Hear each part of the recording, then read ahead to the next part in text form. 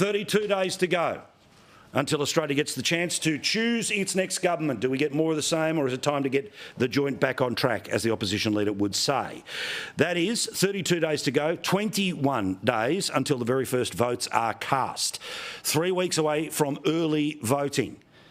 This is, of course, where more than half of all people will vote. So essentially, there are two campaigns. There's the one before and then the one that leads up to election day. Today, Peter Dutton, fresh from that pub test last night, and you could see that he was pumped up, not just by his family, but by people who were keen for him to defeat one of the worst Prime Ministers of all time. He's got a pretty simple message to those that are doubting what his future is in the next 5 weeks. Well, I don't think you've seen anything yet. I think wait until we get into this campaign and you see more of what we've got to offer. Albo, more of the same, the money cannon going off. These are all the promises, money-wise, he's made since January. A $7.2 billion announcement today. $5 million. $10 million. $200 million. $3 billion. $350 million. $2 billion. $37 million. $842 million. $2.4 billion. $8.5 billion. $4.8 billion. $1 billion. $3.4 billion. $2.8 billion. $200 million. $150 million. Now, this bloke's getting cocky. He thinks that everything's rolling his way. He thinks the budget was amazing. I'll burst that bubble for him in a second. And here he was, dialling it up to 11 with the press today.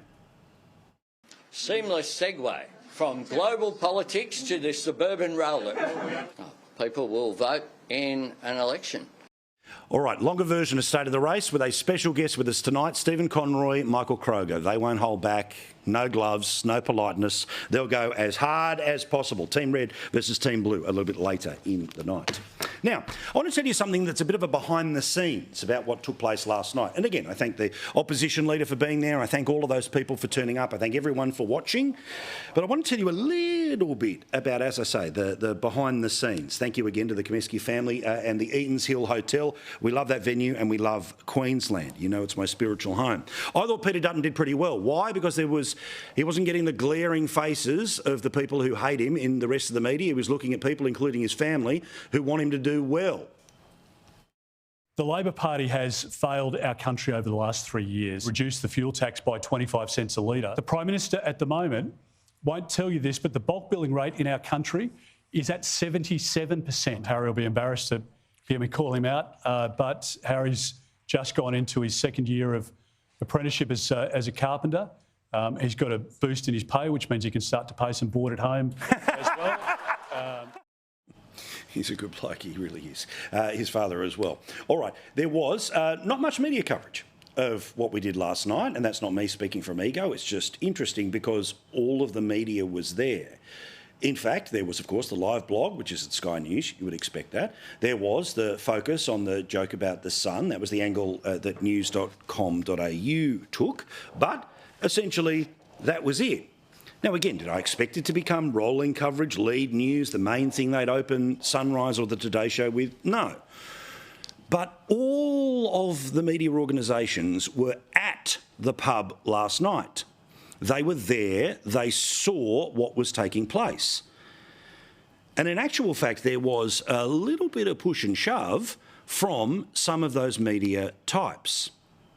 Now, put simply, the pub last night was effectively our television studio, and in the same way that I wouldn't expect if I sat here and interviewed Peter Dutton in the man cave for cameras, for 7, 9, 10, 2 photographers from The Guardian, to be standing on the other side of the camera. It just wouldn't work like that. As we wouldn't expect the Sky News cameras to go barrelling onto the set of the Today Show or ABC News Breakfast. But the decision was made by the Peter Dutton team to make sure that those people could come and could observe. And again, I don't have a problem with them coming and observing. But they decided to just, well, some of them, just gate crash parts of the event. Now, all of the stuff was being covered by our cameras that had been set up all day with everything planned by an excellent team who put together all of our outside broadcasts. But no, they wanted to get their own footage. They originally wanted to have their own cameras where we all know what type of footage they'd be getting, and it wouldn't be anyone who was talking. They'd just be looking for somebody yawning or something like that. But they set themselves up in a sort of unplanned way to capture the alternative Prime Minister and his family walking in. But again, that footage really never went anywhere. You see, the reality of why the press was there is because they were there for only two reasons.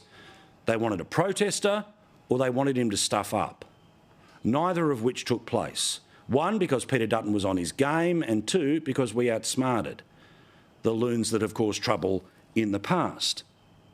And amazingly, again, they were there, they watched it, and none of them decided to include his performance because that would be considered positive. How dare they show a moment of levity? But of course, if it's over on Channel 2 or if it's on their own networks, it'll be front and centre. Again, I don't talk about this because I want everyone and all eyes on me. It's just every news organisation was there, yet very few decided to report on it. But I guarantee if there was a protester, you would have seen the photo. I guarantee if he had stuffed up or sworn or somebody had yelled at him, you would have seen those grabs on TV. And it's a bit of an insight into the travelling media pack. As you see with Anthony Albanese, it's all laughs and jokes because, as I've said, they like the arrangement as it currently is. Much of the media does not want a change in arrangements. So imagine their faces looking back at Peter Dutton whenever he makes an announcement. Or, of course, even if he makes an announcement or has a good night like last night, quickly change the subject back to made-up outrages. That's why they have to go around that Canberra collective and come to programs like this to speak directly to you, for you to be able to see the videos, for you to be able to share them, and all of them are up now at skynews.com.au.